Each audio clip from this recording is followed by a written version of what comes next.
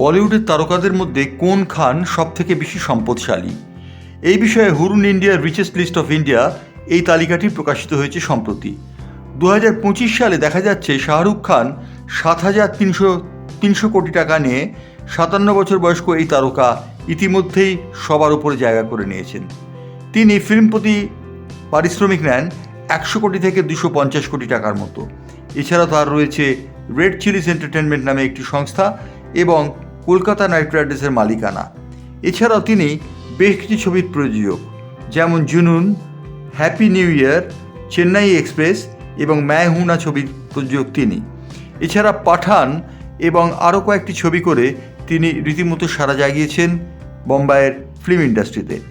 Dubai এবং লন্ডনে তার বেশ কিছু রিয়েল এস্টেট রয়েছে বলে খবর পাওয়া গিয়েছে। হুরুন ইন্ডিয়ার হিসেব অনুযায়ী শাহরুখ খানের সবথেকে বড় সম্পদ হচ্ছে তার বাংলোটি, যে বাংলোতে তিনি স্ত্রী গৌরী খান এবং ছেলে আরিয়ান আব্রাম এবং মেয়ে সুহানাকে নিয়ে থাকেন। এই মান্যতের মোট আর্থিক পরিমাণ হচ্ছে 200 কোটি টাকা, অর্থাৎ মান্যতের দাম 200 কোটি টাকা। শাহরুখ খান 7,300 কোটি টাকা নিয়ে যেমন তালিকার শীর্ষে অবস্থান করছেন, তেমনই দ্বিতীয় স্থানে অবস্থান করছেন সলমন খান। শাহরুখ খানের সঙ্গে তার ব্যবধানটি অবশ্য দুস্তর।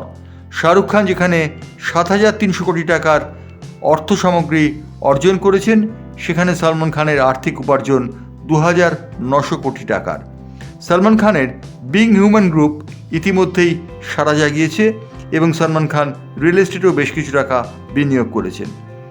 এরপরে তৃতীয় যে খানের নামটি আসে তিনি হচ্ছেন আমির খান। হুরুন ইন্ডিয়ার রিচেস্ট ইন্ডিয়ান লিস্টে এই তালিকাতে যে অর্থ বা নেটওয়ার্থের কথা বলা হয়েছে, তাতে আমির খানের মোট অর্থ উপার্জন হয়েছে 1,462 কোটি টাকা। এই 1,462 কোটি টাকা নিয়ে আমির খান তৃতীয় স্থানে অবস্থান করছেন। চতুর্থ স্থানে আছেন সইফ আলী খান। সইফ আলী খান 1200 কোটি টাকা নিয়ে চতুর্থ স্থানটি দখল করেছেন।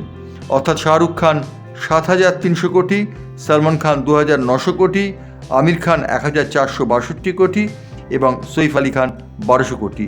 এই চার খানই এখন বলিউডের বেতাজ বাদশাহ, তারাই বলিউড শাসন করছেন।